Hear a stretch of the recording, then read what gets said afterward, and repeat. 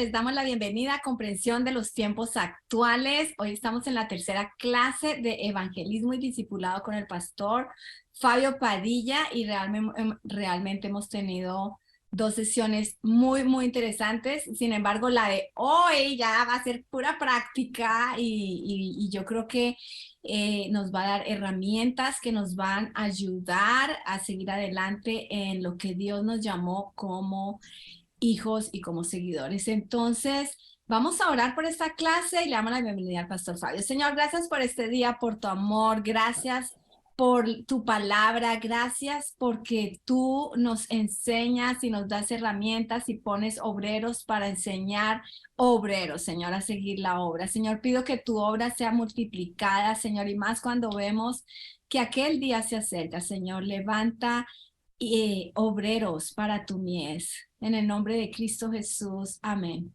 Bueno, Pastor Fabio, le damos la bienvenida. Que Dios los bendiga.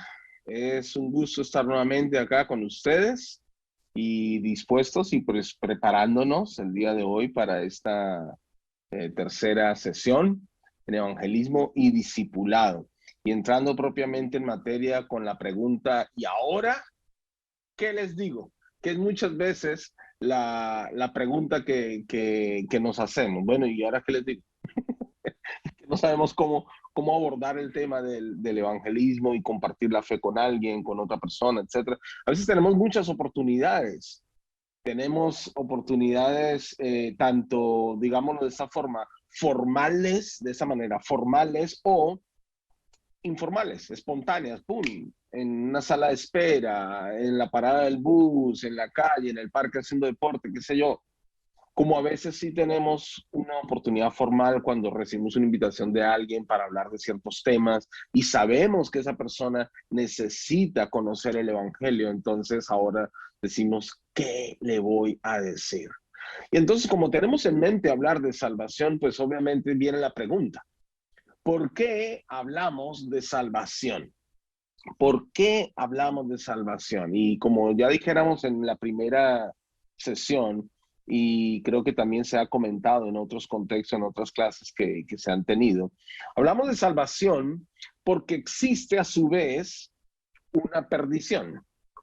Existe a su vez una perdición. Según la Biblia, el infierno, que implica pasar la eternidad separados de Dios. Pensemos un momento sobre eso. El infierno. Ese es un concepto que por muchos hoy en día es desestimado. Algunos dicen de manera burlesca, pero en el fondo también se lo creen, ¿qué más infierno que vivir en esta tierra? Algunos más atrevidos dicen, ¿qué más infierno que mi mujer? Atrevidos, ¿eh? Otros dicen, ¿qué más infierno que esta vida que me ha tocado con ustedes? Y bla, bla, bla. Y se llenan de rencor y de malestar al respecto. Bueno, si eso te parece un infierno, déjame contarte que hay un lugar peor. Déjame decirte que hay un lugar peor y la Biblia lo describe, pero a veces nosotros mismos, los creyentes, no tenemos idea de lo que es el infierno. Sí, sabemos que es un lugar terrible, pero no comprendemos de qué se está tratando esto. Entonces, antes, como vamos a hablar de salvación y eso nos pone sobre la idea de que hablamos de salvación porque hay una perdición, tenemos que estar en la capacidad de explicar un poco mejor a la gente acerca del infierno. Y ahí es donde tú, como creyente, necesitas prepararte teológica y bíblicamente. Debes estudiar un poco más a fondo qué dice la Biblia acerca del infierno, qué es el infierno que enseñé. Entonces, para eso yo sugiero lo siguiente. Propongo un estudio personal sobre el infierno, el castigo eterno, la muerte eterna, ¿sí? Y pues para ello tomar en cuenta palabras claves que la Biblia menciona y hago un estudio serio al respecto. Palabras como el valle de Hinnom, Gehenna, Seol, Hades, sepulcro, abismo, infierno mismo. Y coloco aquí unas citas, están en su material, pero las coloco aquí en pantalla para que usted las tenga. Hay un montón de citas solo para mostrarle cuánto habla la Biblia sobre este tema. Y es que resulta que el infierno, obviamente un lugar que Nadie realmente conoce con exactitud y algunos, bueno, sabemos que han salido por ahí algunos que han tenido experiencias sobrenaturales, que han ido y que se los ha regresado y bla, bla, bla. Ok, bueno, pero ahorita no nos enfocamos tanto en eso porque hacer de eso una premisa verídica para todo el mundo y generalizarla, pues como que no. Lo que sí podemos nosotros establecer como verdad es lo que la Biblia enseña acerca del infierno. Y es que cuando Jesús hablaba del infierno, tomaba en cuenta la figura de lo que llamaban allí la gehenna, ¿sí? La gehenna. La gehenna era, estaba en la ciudad de Jerusalén, asentada sobre una colina y en uno de los lados, de los costados de la colina, había como un abismo, un barranco.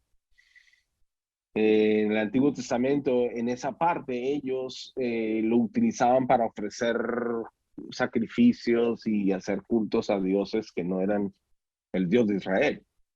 Y con el tiempo, ese lugar se convirtió en un cementerio donde arrojaban muertos, porque no era que los sepultaran, y después en un basurero.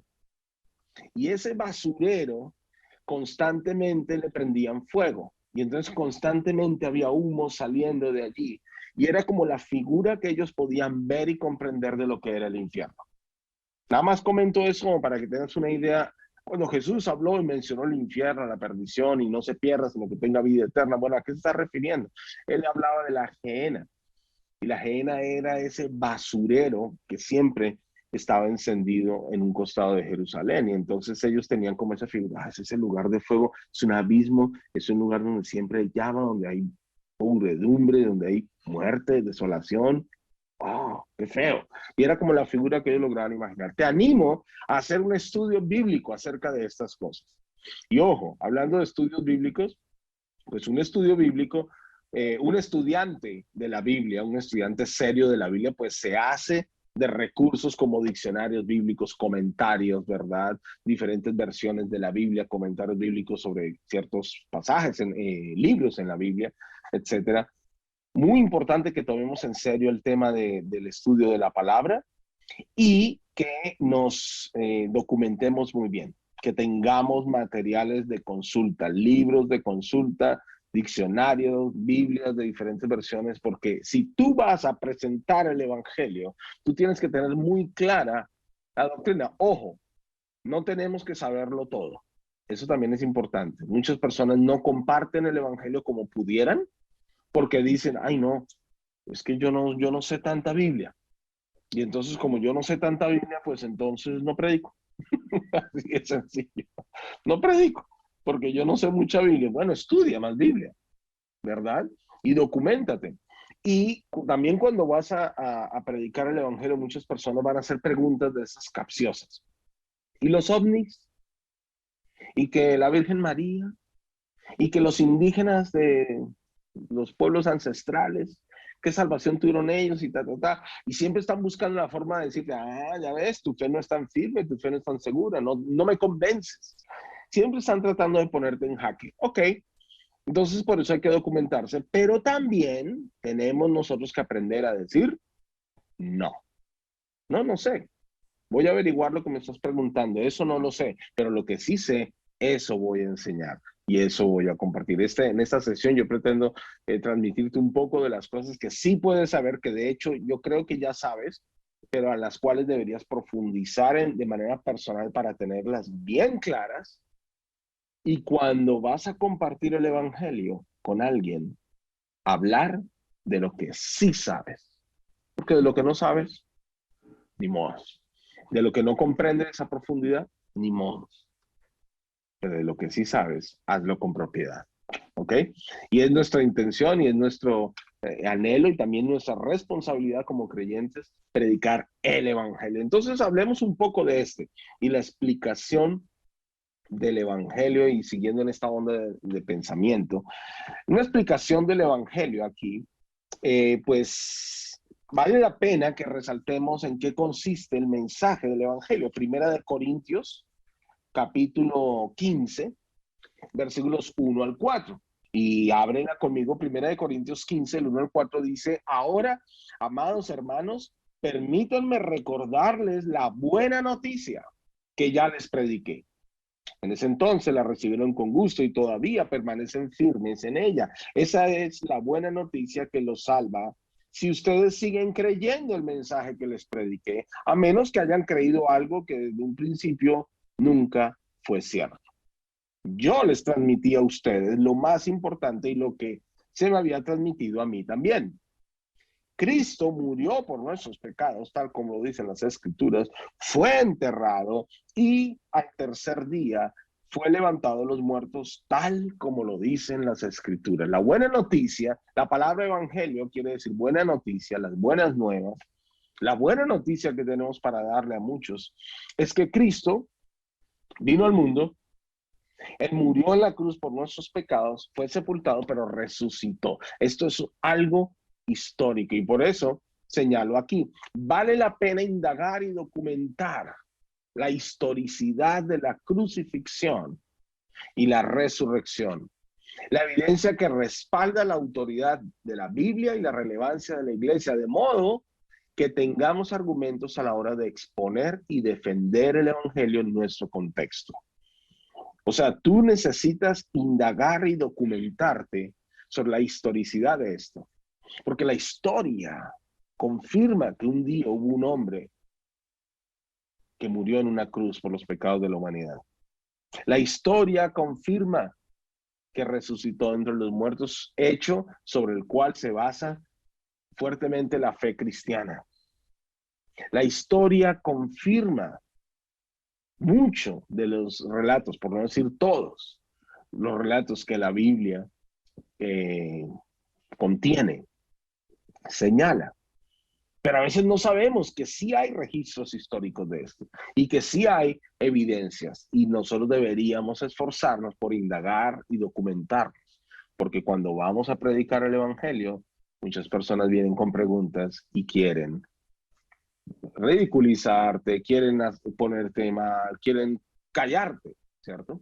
Bueno, por eso sugiero algunas lecturas, ¿sí?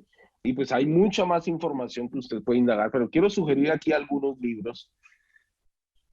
Este que aparece acá, el primero, Un escrutinio de Roma, una guía para entender las creencias y prácticas de católicos romanos, pues nos ayuda mucho si nosotros como pueblo latino venimos de un trasfondo católico, apostólico, romano, ¿cierto? Entonces valdría la pena indagar mucho más acerca de lo que ellos predican y de lo que ellos son. También sugiero, no lo puse allí porque no lo tenía, pero lo tengo aquí en la mano, este libro que se llama El Evangelio según Roma.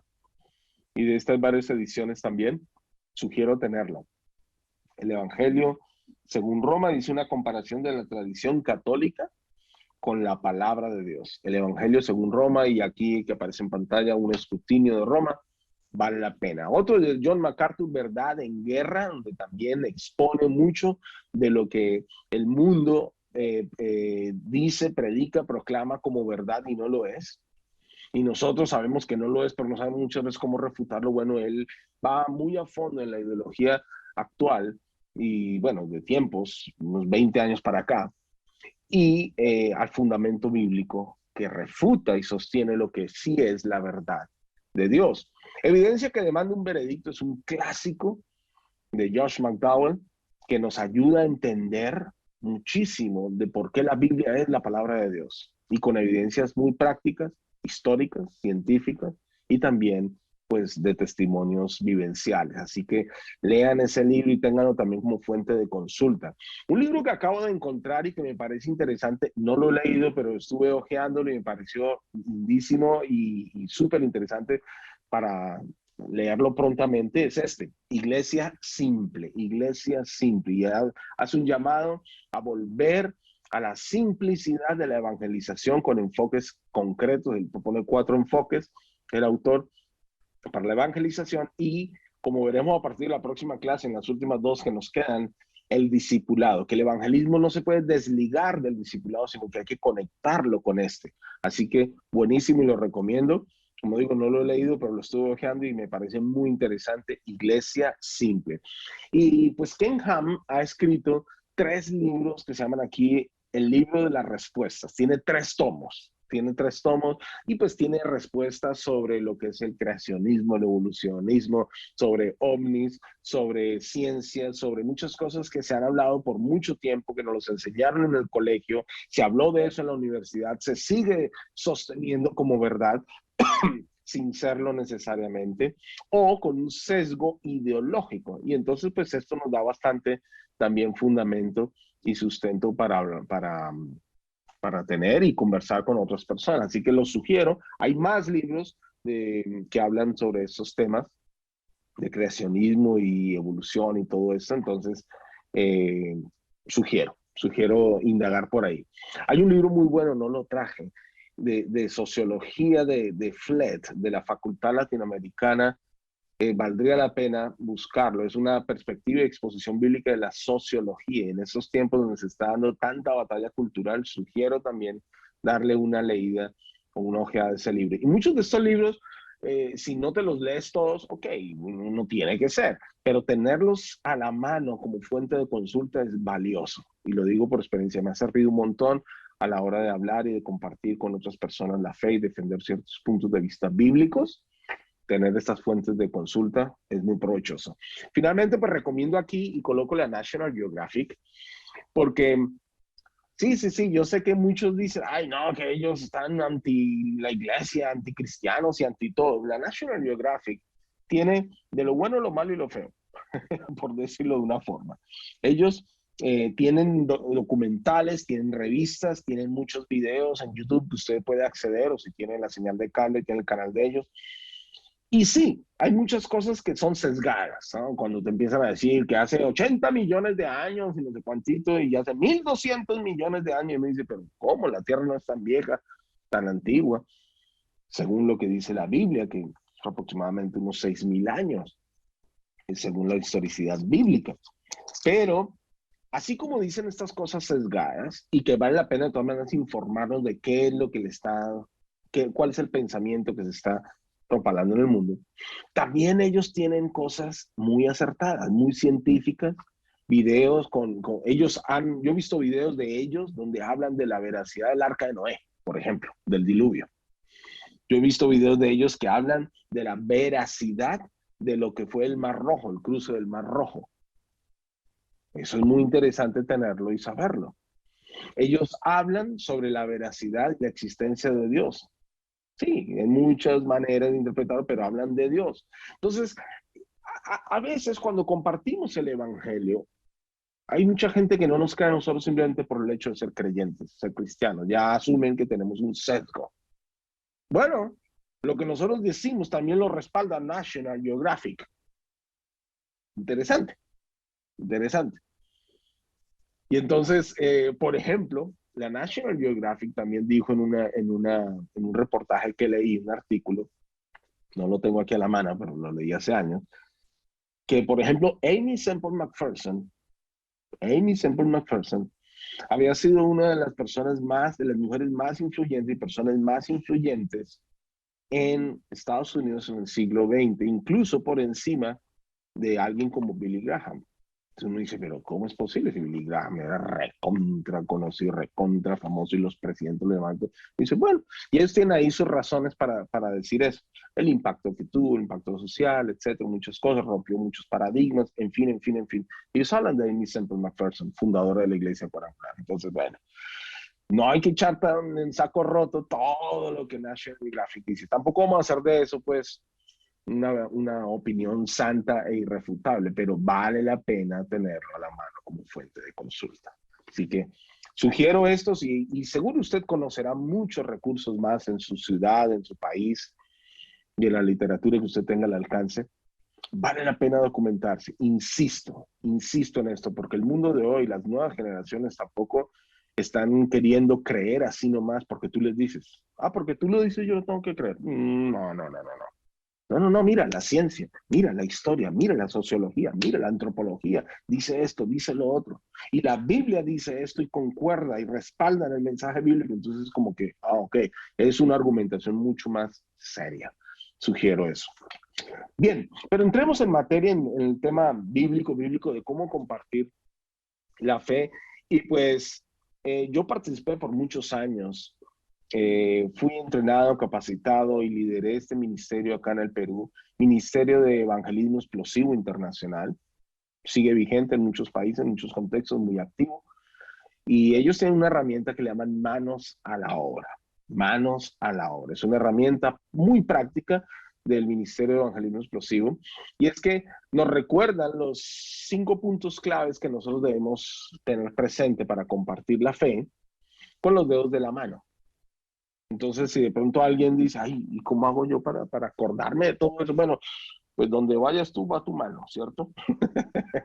Entonces te puede servir con el pulgar, el índice, el dedo medio, el anular, el meñique, te recuerden algunas verdades de la escritura. Y pues sí vale la pena que tú las comprendas, pero también las apliques a tu vida y las tengas claras para que en el momento de compartir la fe, que como dije puede ser algo espontáneo, algo inesperado, fortuito, pues estés listo y te puedes acordar, sí, aquí los 5 puntos de la mano, manos a la obra. Entonces, bueno, puedo ayudar. En el Evangelio Explosivo se enseña mucho esto y para toda presentación del Evangelio, algo que me parece buenísimo y lo practico hasta hoy y lo uso hasta hoy, son lo que ellos llaman las 2 preguntas de diagnóstico. Las 2 preguntas de diagnóstico. Hay 2 preguntas que nos permiten diagnosticar el estado espiritual de la persona con la que estamos conversando. El estado espiritual me refiero a si cree o no cree en Dios, si tiene seguridad o no de salvación, etcétera, etcétera. Entonces hay 2 preguntas que nos permiten saber esto. La primera pregunta es esta. Si usted muriera hoy, ¿estaría seguro de ir al cielo? Qué pregunta, ¿no? Esa no es una pregunta que le hacen a uno todos los días, ¿cierto? Pero esta pregunta revela si la persona cree, presume o asume que va a ir al cielo si se muriera. Esta pregunta te va a dejar saber si la persona cree o no cree en el cielo.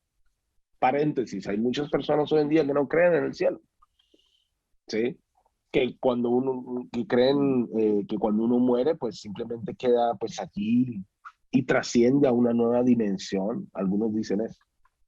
Otros dicen que no, que depende de cuán bueno o cuán nació, pues reencarna. Ok.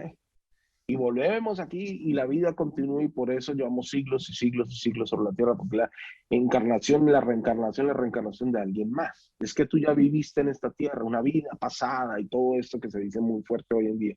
Ok, vale la pena creer eso. Yo me he topado con personas que dicen, yo no creo en el cielo, eso no existe, el cielo no existe, pero tú crees en Dios y la persona de manera somera me dice, sí, sí, yo creo, pero el cielo no. Y dije, ok, bueno, entonces si te murieras hoy, estaría seguro de ir a la presencia de Dios y trato de buscar la forma de preguntarle si estaría seguro de pasar la eternidad con Dios o no.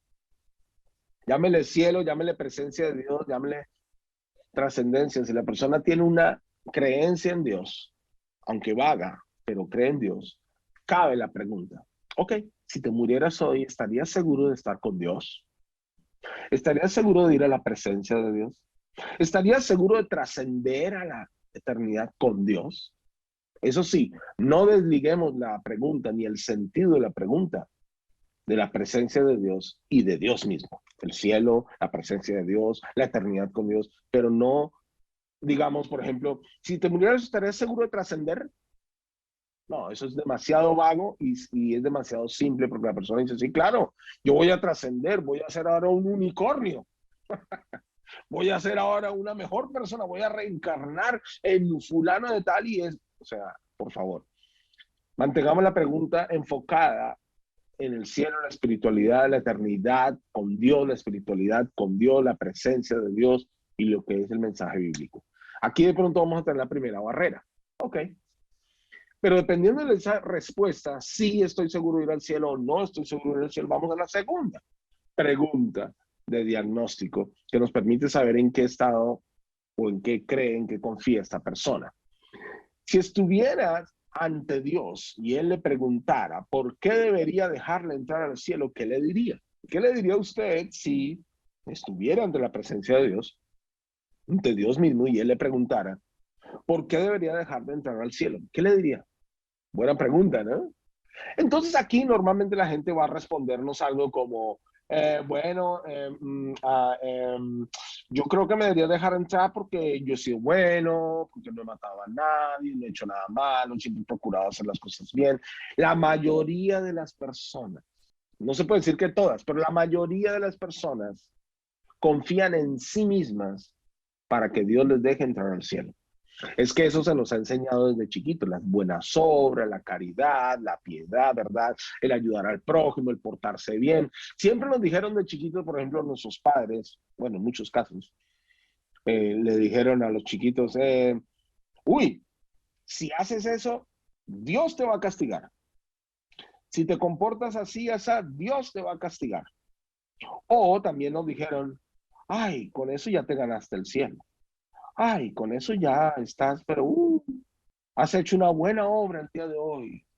Y nos han hecho creer que por nuestras acciones y conducta estamos en paz y bien con Dios y tenemos derecho a, en un momento como estos, acceder al cielo y a la presencia de Dios. Normalmente, las respuestas de las personas a esta segunda pregunta están basadas en una confianza en sí mismos. Muy pocas personas dicen, no, yo no creo que me voy al cielo y no, yo no creo que tengo razones o méritos para estar en la presencia de Dios. Muy pocas personas tienen esa sinceridad.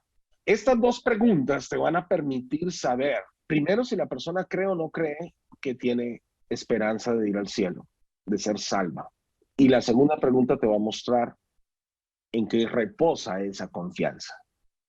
Si confía o no confía y en qué confía y por qué confía. Entonces, más o menos esto te deja saber si estás hablando con una persona no creyente que no tiene esperanza de salvación o una persona que cree que tiene esperanza de salvación, no obstante confía en sí misma. Ah, pero yo sí me voy al cielo, ¿por qué? Porque yo soy bueno, porque la mayoría de las personas piensan así. O una persona que sí tiene seguridad de salvación te dice, sí, yo creo que me voy al cielo. ¿Y por qué crees que te dejaron? Ah, porque yo he creído en Jesucristo, mi Salvador, mi Rey, porque Él murió por mis pecados y yo entregué mi... Ah, ok, entonces esta persona sí tiene seguridad de salvación. Por esto se le llaman preguntas de diagnóstico. Son muy útiles, son muy prácticas y muy reveladoras sobre todo eso. Yo sugiero que cuando estamos queriendo compartir el Evangelio, como lo voy a explicar en un momento, no vayamos más allá sin que esas personas hayan respondido estas preguntas. Es súper importante que la persona a la que le estamos compartiendo, pretendiendo compartir la fe, nos responda estas dos preguntas. Nosotros queremos saber con quién estamos hablando. Con un no creyente que no tiene ningún tipo de seguridad de salvación, o con un no creyente presuntuoso que sí cree que es salvo porque es bueno y porque se ha portado bonito, o con un creyente de verdad que dice que sí está seguro de ir al cielo por la razón correcta, porque Cristo murió por él y porque ha confiado en él. Nos permite saber bien. En muchas ocasiones compartiendo el Evangelio yo me he quedado ahí en estas dos preguntas y no he podido compartir el Evangelio porque ha sido toda una argumentación sobre el cielo, si existe o no existe, si existe el infierno o no existe el infierno, todo lo que les he hablado previamente. O sea, y vale la pena a veces también tener esas charlas con las personas, porque como se dice en términos futbolísticos, si no meto el gol, por lo menos la dejo picando la pelota, le dejo picando la pelota en su mente. Y esta persona dice, oye, me hizo pensar eso que hablé el otro día con Fabio. Me hizo pensar, algunas de esas personas han vuelto, es más, tengo una cita pendiente esta semana con una persona que está viniendo a la iglesia y es un señor, tiene sus ideas, sus argumentos y tiene todo ese conocimiento ahí. Entonces, bien, ¿no? Y hemos tenido ya varias charlas interesantes, pero para esta semana también me dijo, quiero conversar contigo porque tengo unas preguntas. Y llevamos de preguntas en preguntas como 5 charlas y no hemos podido, yo no he podido, digamos, con él exponerle claramente el Evangelio, porque él siempre tiene mucha argumentación, pero está bien. ¿Sabes por qué? También he aprendido eso no lo he colocado en las notas, pero quiero compartirlo en ese momento. He aprendido eso a lo largo del camino. Más importante, escúcheme bien, y yo sé que esto le puede sonar o entrar en reversa a algunos hermanos cristianos, pero más importante que compartir el Evangelio y que llevarlo a que se arrepiente y que reciba a Cristo en el corazón y que haga la oración de fe, más importante que eso, es dejar la puerta abierta. Es dejar la puerta abierta con la persona para el diálogo. ¿De qué me vale a mí insistir en la primera charla con la persona para que reciba a Cristo y como tratar de llevarlo para aquí, por acá y que no se me escape? Y es que tiene que, y en la mente estoy orando en lenguas ahí para que se arrepiente y esto y lo otro. ¿De qué me sirve eso si la persona al final dice, no, yo no quiero volver a hablar con este tipo, es un pesado, es un fundamentalista, terco, no escucha, sabe que no quiero más y cierra la puerta? ¿De qué me sirvió tanto esfuerzo? Caso contrario, si yo soy paciente, lo escucho, refuto, pregunto, aplico, no me molesto, si no estoy dialogando con la persona, se fue el tiempo, bueno, volvemos a hablar la otra semana, sí, claro, con mucho gusto, y la puerta queda abierta y podemos continuar el diálogo. Mire, con esa persona llevo 5 charlas y no, todavía no he llegado al punto de compartirle el evangelio completo. ¿Por qué? Porque tiene muchas preguntas y eso está bien. Dejemos la puerta abierta. A veces nosotros mismos con nuestra actitud y nuestra forma cerramos la puerta a compartir la fe. Entonces, bueno, estas 2 preguntas de diagnóstico nos pueden ayudar muchísimo. Pero una primera cosa que debemos tener nosotros clara y que debemos poder explicarle a las personas hablando de manos a la obra es esta, la gracia. El primer concepto que debemos compartir aquí es la gracia.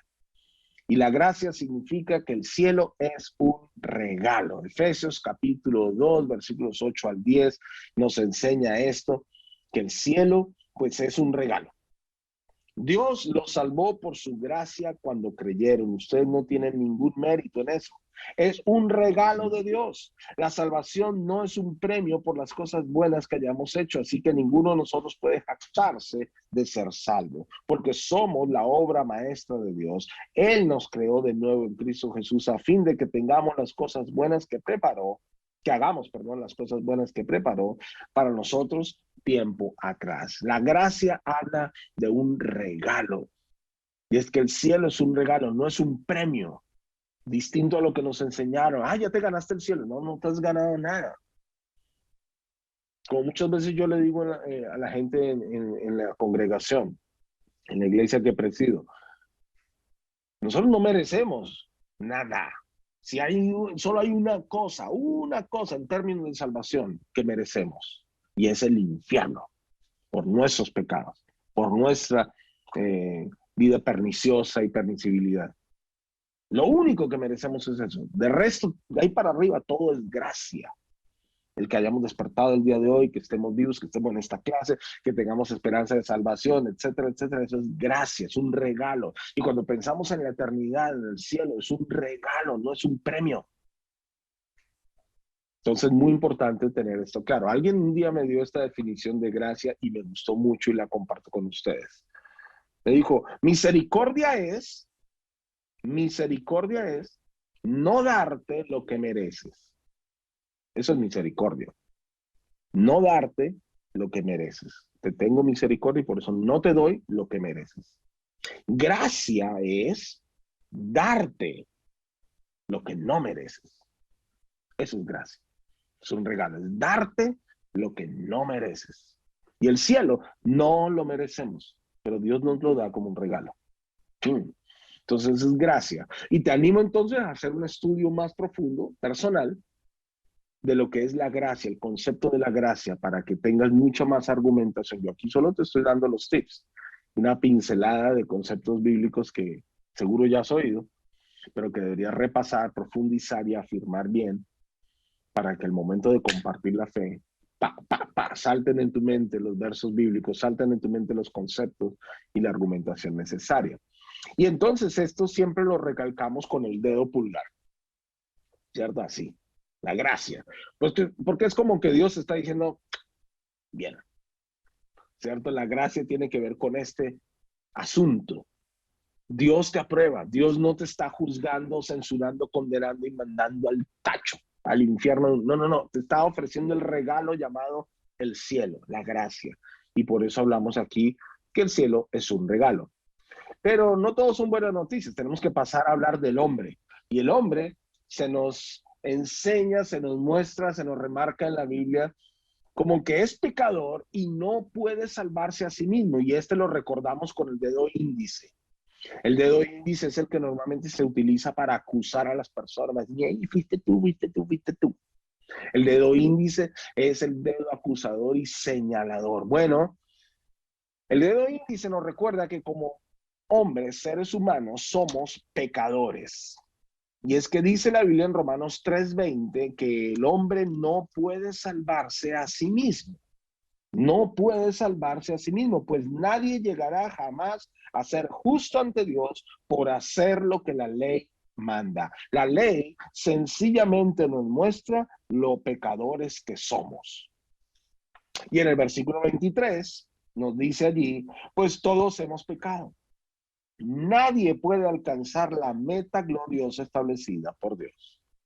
O sea, no hay forma de que el ser humano por sí mismo, en sus propios méritos, llegue a alcanzar la gloria de Dios, el cielo, la presencia de Dios. Llegue a trascender a la eternidad saludable y bendita que nos espera o que Él ofrece como un regalo, el cielo. No hay forma.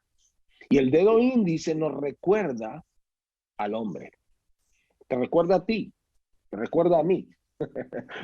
Acordémonos que el índice sea como nuestro espejo, ¿ok? Que nos recuerda cuán pecadores somos y cuán mal estamos frente a Dios, cuánto necesitamos de Él y de su gracia. Y pasamos al siguiente punto, donde hablamos de Dios. Y aquí Dios está simbolizado con el dedo medio. El dedo medio, que es más grande que el dedo índice, nos recuerda a Dios. Nos recuerda a Dios. Porque Dios es más grande que nosotros. Dios es más grande que nuestros problemas, que nuestras circunstancias. Y la Biblia dice dos cosas esenciales acerca de Dios, que Él es amor y por eso no quiere castigarnos por el pecado, pero es justo y debe castigar el pecado. Primera de Juan 4:8 nos dice que el que no ama no ha conocido a Dios porque Dios es amor. Éxodo 34:7 nos habla que Dios no tiene por ningún modo como inocente a quien es culpable. Él, el que ante Dios, el que la hace la paga. El que pecó merece un castigo, el que falta merece, el que desobedece merece una consecuencia. O sea, Dios es justo. Paréntesis, en la Biblia se habla muchísimo más de la justicia de Dios que del amor de Dios. Porque la gente suele pensar, pero ¿cómo es posible que Dios quiera castigarnos y que Dios pueda llevarnos o permitir que gente vaya al infierno y le vaya mal en esta vida si Dios es amor? ¿Cómo es posible todo esto? Bueno, es posible porque Dios es justo, pero Él en su justicia, para saciar su justicia y para cumplir su justicia, Él ofreció una salvación por medio de Cristo. Y ese es el siguiente punto que debemos tener claramente aquí en nuestra exposición del Evangelio, presentar a Cristo. Y lo recordamos con el dedo anular. El dedo anular es el dedo del compromiso, es el dedo en el cual llevamos un recordatorio quienes estamos casados de estar comprometidos con una persona. Llevamos la argolla del matrimonio allí. El dedo anular es el dedo del compromiso, está justo al costado del dedo medio que nos habla de Dios, porque Cristo es Dios, fue, es y será Dios. ¿Qué dice la Biblia acerca de Cristo? Pues bueno, dice muchas cosas, pero en nuestro sentido y en contexto de evangelismo, dice que Cristo murió por nosotros y compró con su sangre un lugar en el cielo que nos ofrece como un regalo. La Biblia dice en Juan capítulo 1, versículo 1, que en el principio era la palabra. La palabra estaba con Dios y la palabra era Dios. La palabra ya existía, dice allí, y la palabra estaba con Dios. Y en el versículo 14 dice, entonces, la palabra, en otras traducciones habla de el verbo, se hizo hombre y vino a vivir entre nosotros. Estaba lleno de amor inagotable y fidelidad y hemos visto su gloria, la gloria del único Hijo del Padre. Cristo vino por amor a la humanidad, pero para saciar también la justicia de Dios y llevar en sí el pecado de todos nosotros. Y con su muerte nos ofrece un lugar en el cielo como un regalo. Estamos explicando los 5 puntos importantes de la presentación del Evangelio. La gracia con el dedo pulgar, el hombre y su condición de pecador, que no puede salvarse a sí mismo, con el dedo índice. Dios, que es amor y no quiere castigarnos, pero es justo y debe hacerlo. Cristo, quien murió por nosotros en la cruz y compró con su sangre un lugar en el cielo que nos ofrece como un regalo. Pero este regalo se recibe sola y única y exclusivamente por medio de la fe. Y llegamos aquí al quinto punto de la exposición del Evangelio, propuesta por Evangelismo Explosivo. La fe se simboliza y se recuerda en nuestra predicación con el dedo meñique. Es el más pequeño de los dedos, ¿verdad? Y es que la Biblia connota que la fe puede ser como un grano de mostaza, pequeña, pero poderosa, con mucho, mucho poder en sí misma. Esta fe salvadora, esta fe en Jesucristo. ¿Qué es la fe?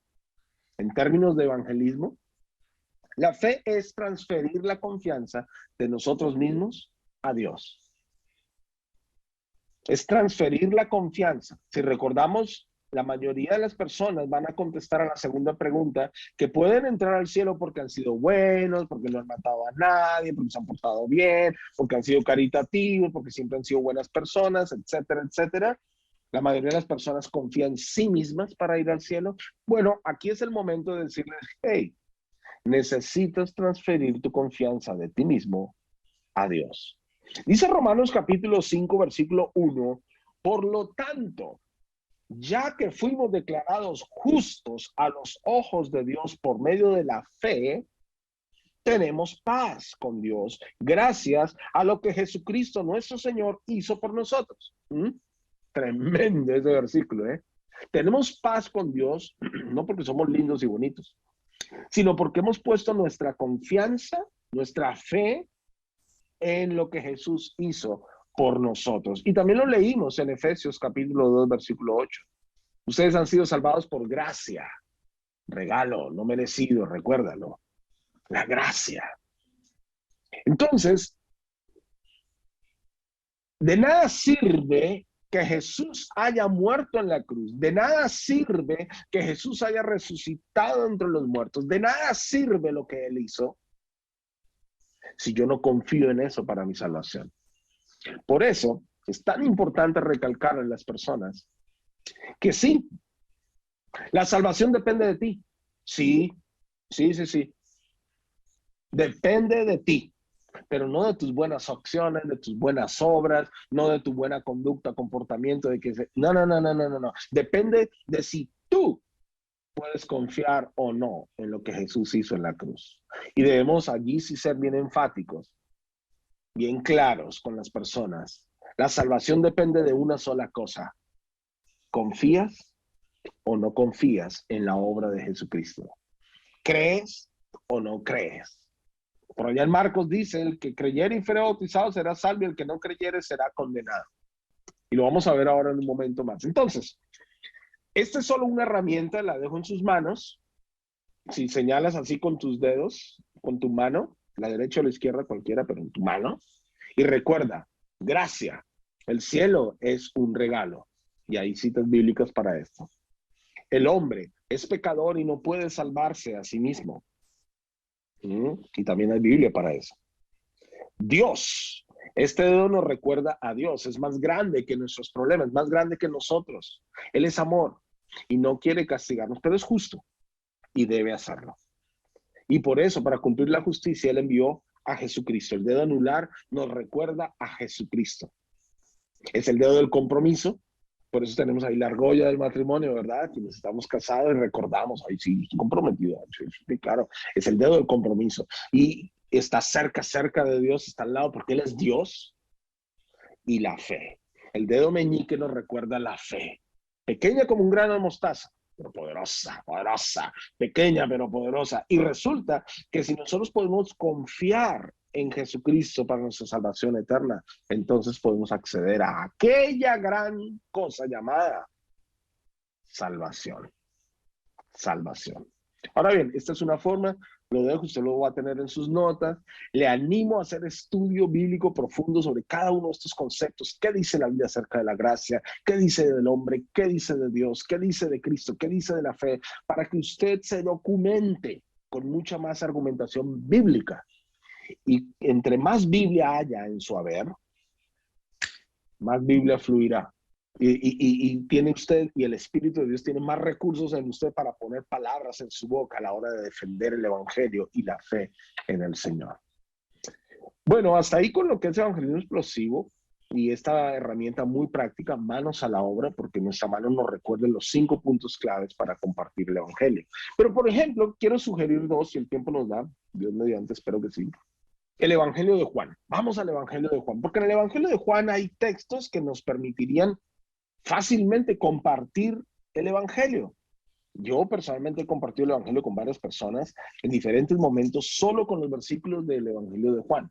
Porque el Evangelio de Juan, si bien es cierto, no necesariamente me plantea los 5 puntos que acabamos de ver, pero me da herramientas, me da unos versículos muy claros, muy concretos, directos para hablar con personas acerca de lo que es la salvación y la posibilidad que ellos tendrían de tener su esperanza y colocar su esperanza en Jesucristo. Y ojo, entre más Biblia tú tengas en tu haber, más recursos tendrás para la evangelización. Esto no es de aprenderse un método, esto no es de aprenderse una forma, esto es mucho más que eso. A veces los métodos sirven, las formas nos ayudan, pero al momento de la evangelización, al momento que tiene la persona allí, el momento espontáneo o preparado, como sea que sea la situación, tú vas a compartir el evangelio con los recursos que tengas en tu mente en ese instante. ¿Y qué si solo tienes 5 minutos? ¿Y qué si la persona está agonizando? Me dejo entender, triste, pero por esos casos los hay. Debes tener muchos recursos en tu haber para poder compartir y fluir con ellos. Entonces, el Evangelio de Juan es solo recursos. Y solo quiero señalar entonces aquí algunos textos y lo que enfatizan esos textos para que obviamente tú profundices luego en casa. Juan capítulo 1, versículo 12. Juan capítulo 1, versículo 12. Estoy leyendo la versión, la nueva traducción viviente, y allí dice: pero a todos los que creyeron en él y lo recibieron les dio el derecho de llegar a ser hijos de Dios. Bueno, aquí hay 2 cosas. Recibir habla de un evento o un momento específico cuando la persona se arrepintió de sus pecados en esa oración sincera de fe que hizo y que alguien le guió y entregó su vida a Cristo y dijo: Señor, te abro la puerta de mi vida. Lo recibió, creyó, ese día creyó. Muy bien. Entonces recibir es un evento, es un momento, pero se habla de creer. Y aquí sí me gusta más como lo dice la nueva versión internacional o como lo dice la Reina Valera, que dice: a los que creen en su nombre, a todos los que lo recibieron, pasado, y a los que creen en su nombre. Lo habla de un presente continuo. Esa énfasis en la nueva versión internacional, en la Reina Valera, me gusta un poquito más que el de la nueva traducción viviente. Porque habla de esta actitud constante de confianza en Él. No es suficiente que yo haya creído hace 10 años. Es necesario que yo siga creyendo hoy. Es necesario que me mantenga creyendo hasta el día de mi muerte. Por eso es tan importante aquí a los que creen en su nombre. Juan capítulo 1, versículo 12 es un versículo que me ha ayudado muchísimo a compartir la fe con alguien, enfatizándoles. No es suficiente haber creído. Es necesario creer hoy, creer siempre, mantener la fe. Este versículo nos da este énfasis. Por supuesto, Juan capítulo 3, versículos 16 al 19. Juan capítulo 3, versículos 16 al 19. Usted lo ha leído, usted lo conoce, pero vamos a leerlo una vez más. Dice allí: pues Dios amó tanto al mundo que dio a su único Hijo para que todo el que cree en él no se pierda, sino que tenga vida eterna. Dios no envió a su Hijo al mundo para condenar al mundo, sino para salvarlo por medio de él. No hay condenación para todo el que cree en él, pero todo el que no cree en él ya ha sido condenado por no haber creído en el único Hijo de Dios. Esta condenación se basa en el siguiente hecho. La luz de Dios llegó al mundo, pero la gente amó más la oscuridad que la luz, porque sus acciones eran malvadas. Y aquí en estos versículos se enfatiza mucho el propósito de la venida de Jesús como Mesías, que Él no vino para condenar, que Él vino para salvar, que todo el que cree en Él no se pierde, porque existe una perdición, recuérdalo, sino que tenga vida eterna. Y aquí en este texto también se hace mucho énfasis en creer o no creer. Esa es la cuestión. Si crees, confías. Si confías, es porque crees. Si no crees, no confías. Muchas de las cosas que estamos viviendo hoy en día a nivel económico, social, político, es por justamente falta de confianza. Cuando se rompe la confianza en los gobiernos, cuando se rompe la confianza en el dólar, cuando se rompe la confianza en mi presidente, entonces la gente se llena de temor, se llena de miedo. ¿Por qué? Porque están creyendo algo o en alguien que no les genera confianza. Bueno, cuando hablamos de la salvación, de la eternidad, de lo espiritual, ¿en qué sí puedes confiar? ¿En qué sí puedes descansar? Esas son preguntas para hacer a las personas cuando compartimos la fe.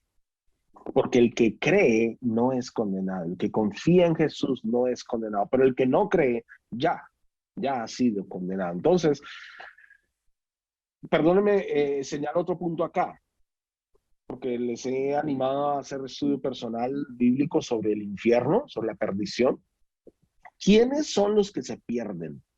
Esa es otra de esas preguntas interesantes y que vale la pena resaltar. ¿Quiénes son los que van a ir al infierno? ¿Quiénes son los que se van a perder algún día? No son los que se han portado mal, por si acaso. Porque si fuera por eso, todos nos iríamos al infierno. Porque el que no se ha portado mal, que levante la mano. O sea, todos nos hemos portado mal alguna vez en la vida. Y no se trata de si te portaste bien o te portaste mal. No importa en realidad, y esto a veces también genera controversia, pero lo siento, a veces me gustan las controversias. A veces la gente dice, o sea, lo que yo digo es, no importa cuán mal te hayas portado, si tú crees en el Evangelio, como dice la Escritura, serás salvo. Ahora, eso se podría tomar como licencia para hacer lo que nos da la gana y vivir como queremos, ¿verdad? Y entonces, pues yo puedo hacer lo que quiera porque como yo creo en Jesús como Señor y Salvador, pues no me voy al cielo. Bueno, tampoco es así porque la Biblia enseña sobre la responsabilidad personal y la santidad y crecer espiritualmente y todo esto. Pero recuerda, por ejemplo, al ladrón de la cruz. El ladrón de la cruz era un hombre maldito, declarado maldito por la sociedad. Era un reincidente y a esa categoría tan baja y paupérrima colocaron a nuestro Señor, a Jesús. Pero el ladrón de la cruz colocó su confianza, transfirió toda su confianza a Jesús en esa declaración que hizo cuando dijo, acuérdate de mí cuando vengas en tu reino. Cuando vengas en tu reino, le está reconociendo como rey, le está reconociendo como verdadero Mesías, Salvador, como todo lo que él decía ser. Yo lo creo. Acuérdate de mí. Y el hombre ya no tenía opciones de nada, estaba a punto de fallecer. Jesús no dijo, oiga, bájenlo de la cruz, bautícenlo en el agua, vuélvanlo a colgar. Bájenlo de la cruz para que el hombre pueda hacer buenas obras y portarse bonito. Y ahora entonces venir a la salvación. No, el hombre ya no tenía opciones. Y el tipo era, perdónenme la expresión, pero el tipo era un desgraciado socialmente. El tipo era un maldito. Porque a los que colgaban en la cruz en esa época eran aquellos que declaraban malditos. Y los colgaban en una cruz para exponerlos públicamente y que toda la gente viera y dijera, no quiero ser como él. Aprendan la lección, sociedad. Así era la idea, el pensamiento detrás de la crucifixión. Este hombre no tuvo opciones. Oye, ese es el primero en llegar al cielo. Fue el primero. Ese tipo fue el primero en llegar al cielo. Porque Jesús abrió el camino y a quien entró con él al paraíso, al cielo mismo. Ese ladrón de la cruz, ese maldito. O sea, en realidad mira que no importa tanto la conducta para la salvación, sino la fe. Pero eso no significa que si tú crees en el Señor hoy puedes seguir portándote mal y puedes seguir haciendo las cosas mal. No, porque la paga del pecado es muerte, y como lo vamos a ver en un momento. Así que por favor, entiéndame este equilibrio aquí. Pero lo señalo porque la condenación consiste en no creer, en rechazar el evangelio. En el infierno, en la perdición eterna, habrán muchas personas muy elocuentes, muy académicas, muy inteligentes, muy piadosas, gente que aquí en la tierra se portó recontra bien. No hicieron daño, no hicieron mal a nadie, no hicieron nada malo, pero nunca creyeron, porque como eran tan buenitos, pensaban que ellos por su justicia iban a ir al cielo y nunca le dieron confianza ni chance a Jesús en su vida, nunca confiaron en él. La Biblia enseña que la condenación consiste en no creer. Por eso Juan 3, 16 al 19 es muy importante, porque ahí lo dice claramente. Muchos otros textos en la Biblia no lo muestran también, pero este versículo para mí es clave compartiendo y explicando en qué consiste la condenación. Pero hay más. Juan 5:24 nos habla de algo muy importante. Aquí les digo la verdad, todos los que escuchan mi mensaje y creen en Dios, quien me envió, tienen vida eterna. Nunca serán condenados por sus pecados, pues ya han pasado de la muerte a la vida. ¿Mm? Este versículo nos lleva a pensar algo. Yo lo pongo aquí a manera de pregunta y le hago la pregunta a la gente cuando toco este versículo. Bueno, ¿qué harás tú con el mensaje del evangelio? Pues ya lo escuchaste. ¿Qué harás tú con el mensaje del evangelio? Porque aquí se habla de un énfasis en el cambio, en la condición espiritual, de lo espiritual, porque dice allí, ha pasado de la muerte a la vida. ¿Y por qué hago la pregunta de qué harás con el mensaje? Porque dice, todos los que escuchan mi mensaje y creen en Dios, quien me envió, tienen vida eterna.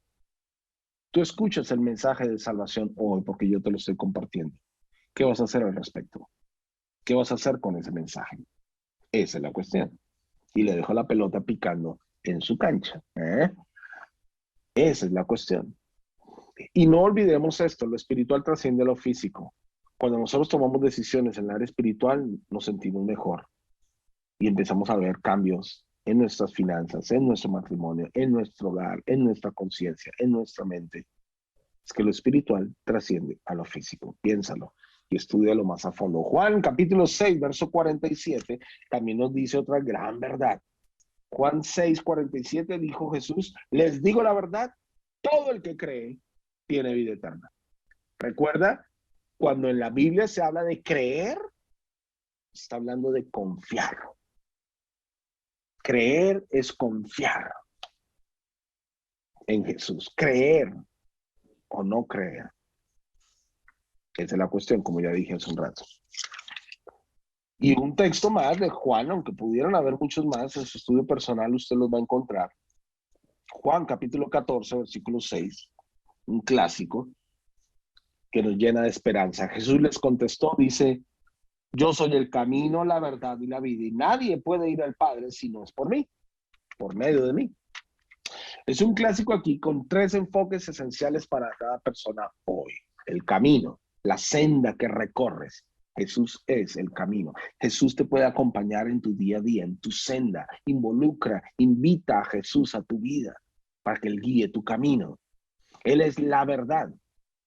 Lo que Jesús dijo, lo que se dijo de Él se cumplió. Lo que Jesús dijo se hizo y se está cumpliendo hoy. Él es la verdad. Cuando confiamos en Él, tenemos finalmente la vida. Él es el camino, la verdad y la vida. Y nadie llega al Padre, nadie llega al cielo, nadie llega a Dios si no es por medio de Él. ¿Quieres tener una relación con Dios? ¿Quieres conocer más de Dios?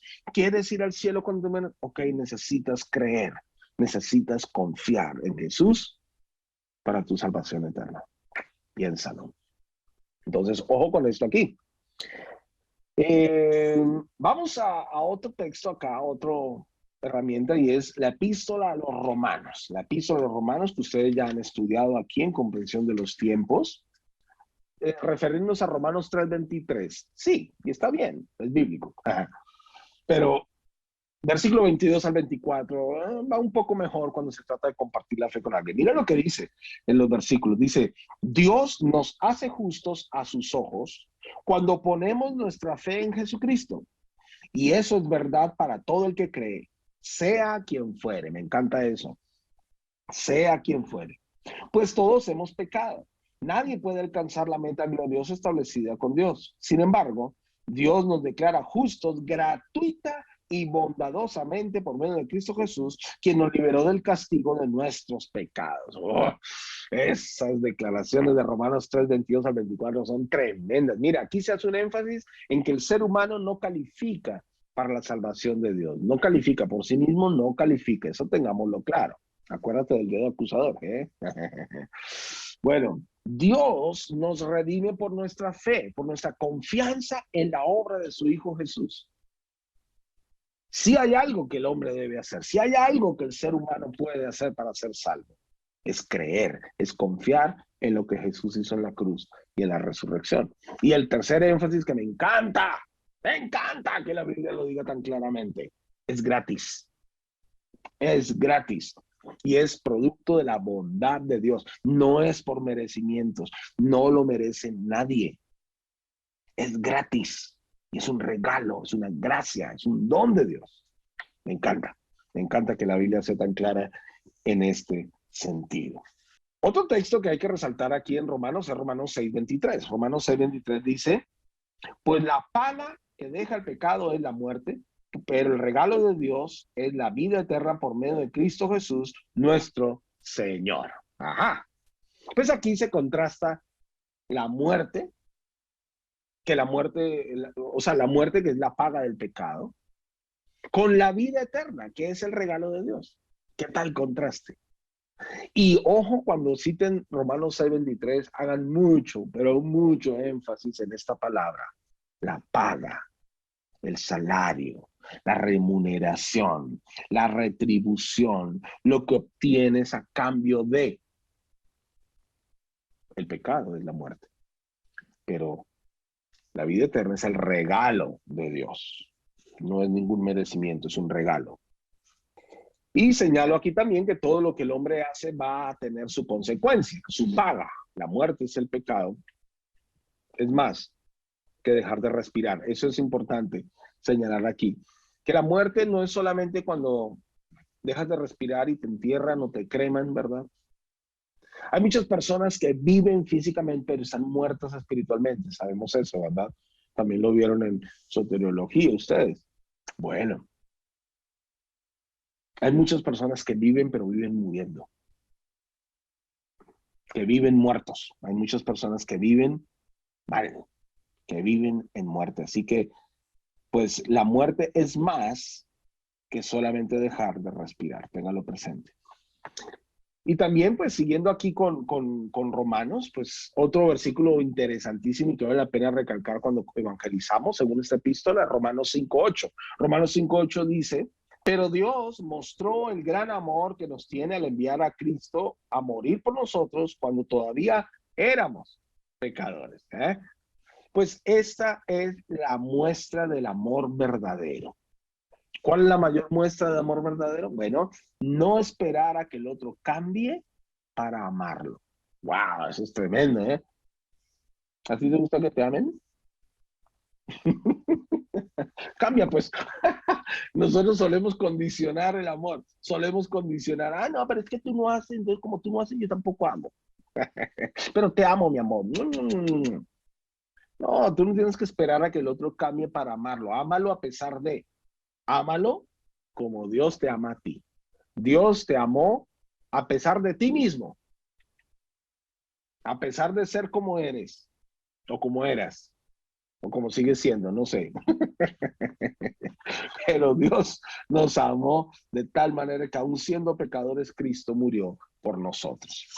Bueno, y Romanos capítulo 10, versículos 9 y 10, que son esenciales cuando hablamos de compartir el evangelio con otros. Mira lo que dice Romanos 10, 9 y 10.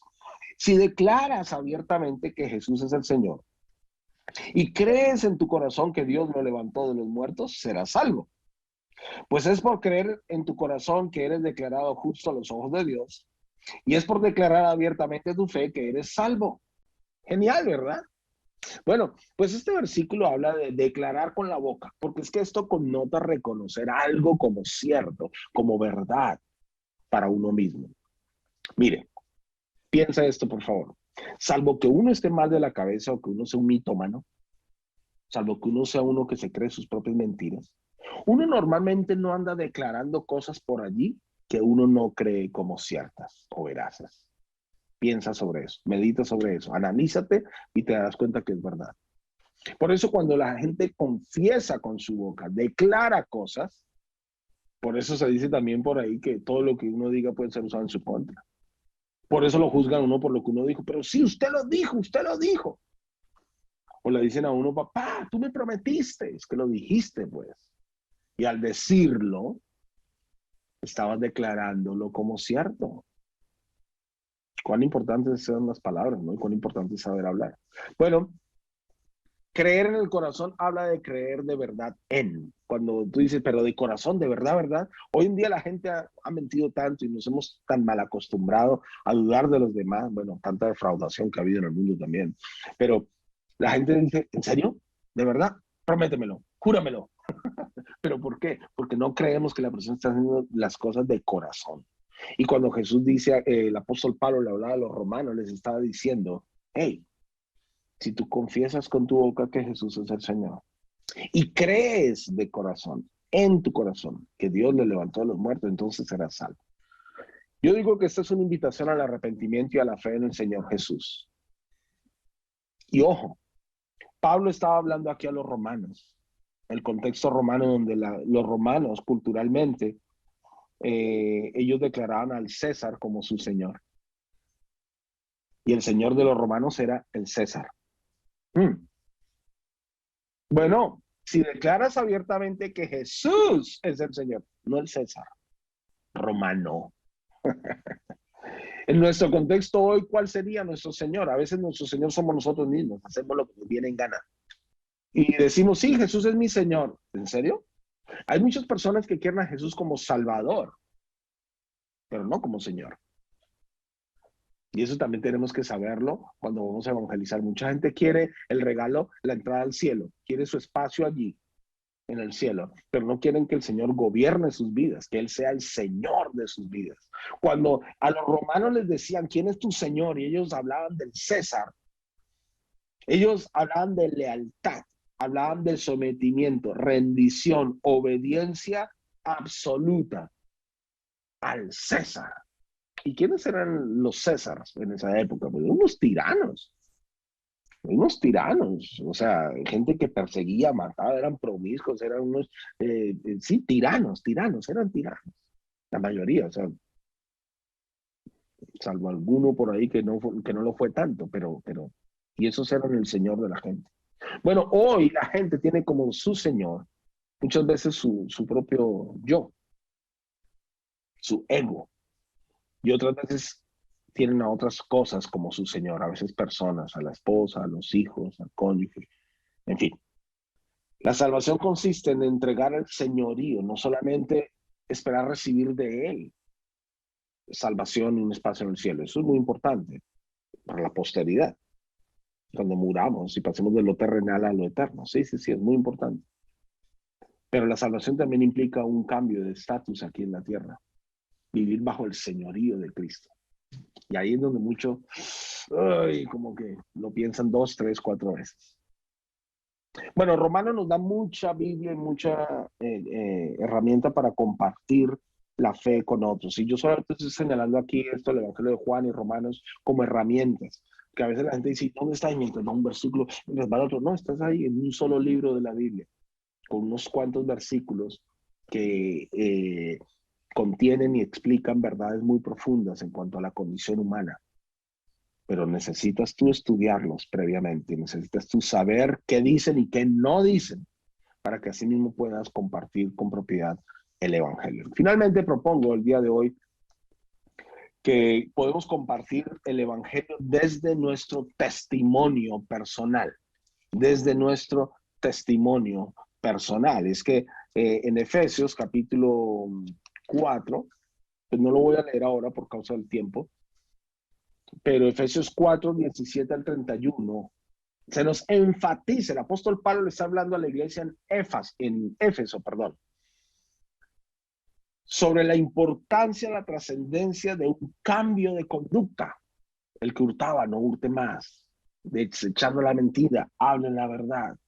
Ténganse paciencia, amonéstense, pero ténganse paciencia, perdónense, ámense, ¿verdad? Sean luz, vivan como hijos de la luz. Antes andaban en la oscuridad, bueno, ya no.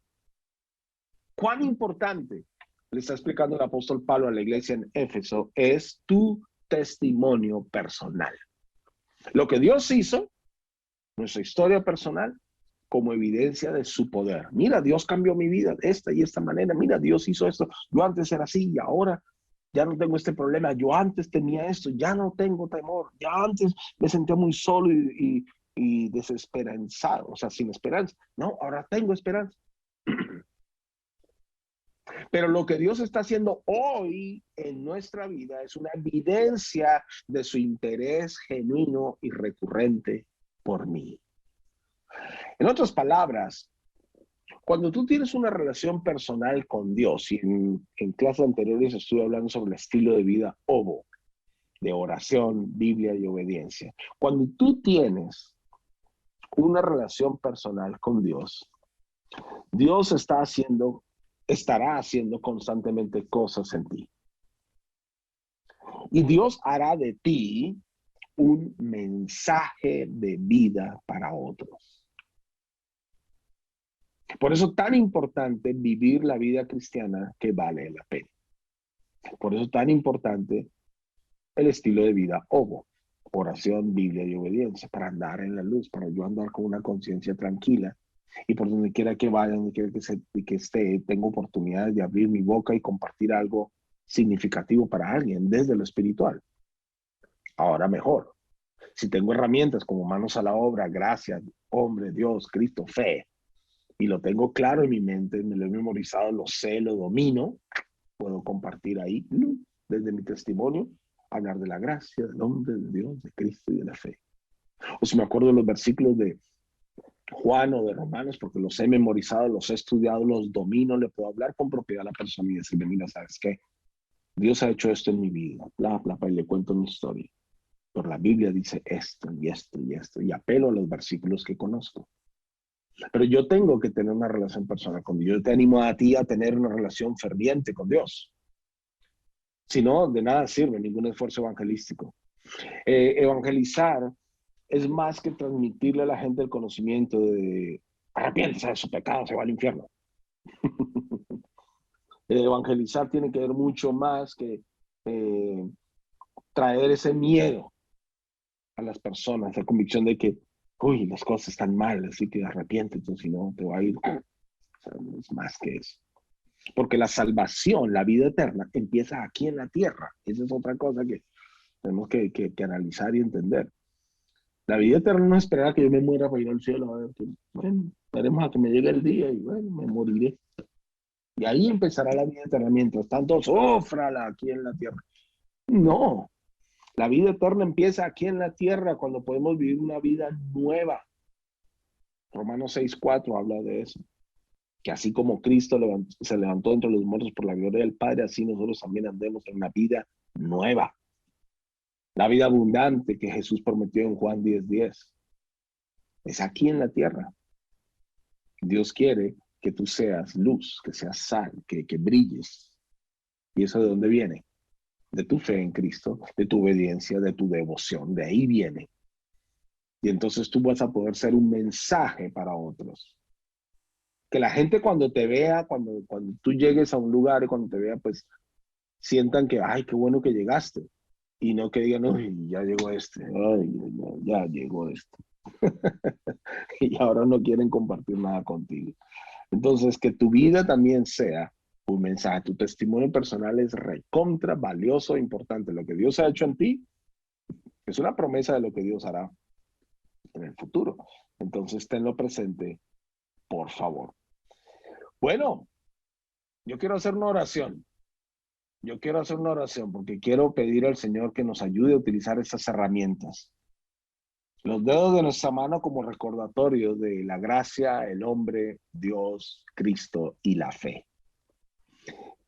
Los principios y versículos que nos enseña el Evangelio de Juan, así como la epístola a los romanos. Y también que utilicemos mejor nuestro testimonio personal, que seamos intencionales en usar nuestro testimonio personal como una herramienta evangelística. Señor Jesús, gracias por esta mañana, por este tiempo juntos, y gracias por cada uno de los presentes, así como los que verán estos videos más adelante. Pido, Señor, tu favor sobre sus vidas, que estas herramientas muy prácticas nos ayuden a poder fluir en la evangelización de otras personas. Pero yo oro, Señor, de manera especial por cada persona en esta clase. Y oro, Señor, que se documenten, que indaguen, que estudien a profundidad muchos de los temas que están rondando en su contexto, en su ciudad, en su país. Muchas de las ideologías que están corriendo por allí, Señor, que se detengan a observar, a estudiar, a mirar qué dice tu palabra al respecto, para que esta documentación nos sirva también en la evangelización. Señor, gracias porque eres tú quien nos da la gracia para seguir adelante. Y pedimos eso, gracia y favor de nuevo de tu Espíritu para hacer tu obra en este tiempo, en nuestra generación. En el nombre de Jesús. Amén. Bueno, que Dios me los bendiga, ¿eh? Nos vemos la próxima. Muchísimas gracias, Pastor Fabio. Bueno, aquí tenemos una pregunta. Dice, en este mundo donde las personas son tan desconfiadas y que es difícil entablar conversaciones que para los jóvenes son invasivas, por ejemplo, las creencias, entonces ahí, ¿cómo podemos hablarle a nuestros jóvenes sin ser invasivos de su privacidad? Buenísima pregunta. Yo sugeriría, obviamente no pretendo ser infalible en esto, pero sugiero lo siguiente. Sugiero que nosotros mismos empecemos a conversar desde información pública y actual con ellos, sin, como dices tú, sin invadir su privacidad y ver qué de lo que ellos mismos hablan me permite a mí hacerles 2, 3 preguntas más. A veces están hablando de su corazón o de lo que observan y están con una actitud así como, no, un conformismo y protestando que el gobierno, no, esto, no, que mi papá, que mi mamá, que aquí, que allá. Y dice, bueno, ¿y cómo te sientes tú al respecto? ¿Y qué piensas de eso? ¿Y qué piensas hacer? Y con muchas preguntas nosotros podemos ir como rodeando, bordeando a la persona y abriendo.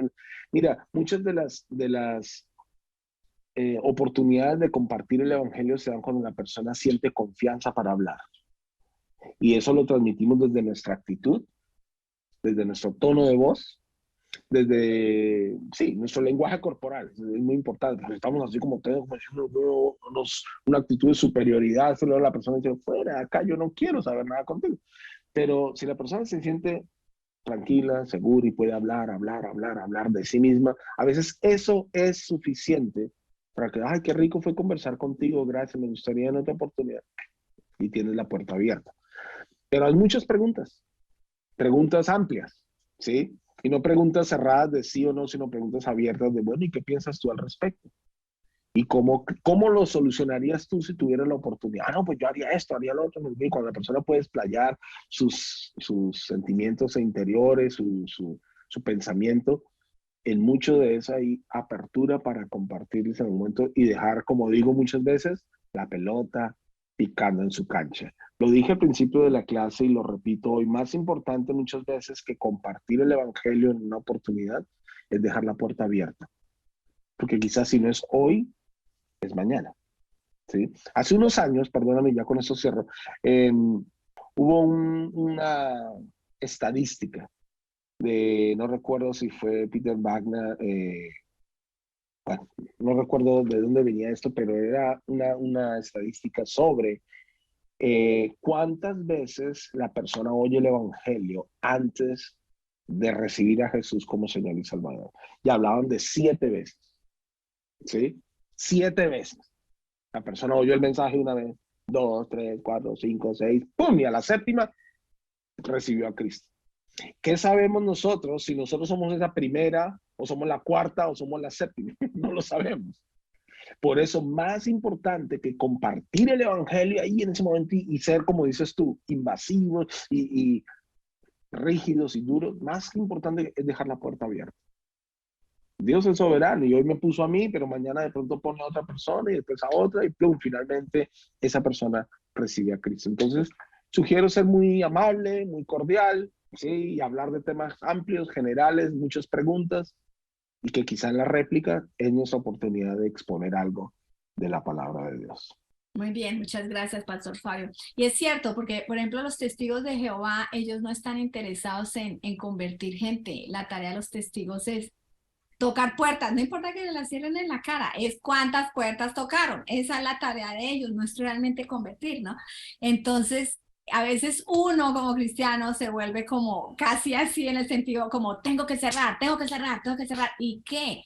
¿No? Entonces, y me gusta mucho esa idea, pues de pronto yo soy el número uno, pero Dios sigue haciendo la obra. Entonces, eso nos da más libertad para escuchar, para amar y para esperar que el Señor siga abriendo puertas. No, muy Así buenos es. todas estas herramientas, Pastor Fabio, te agradecemos mucho y nos vemos la próxima semana. Que el Señor los bendiga.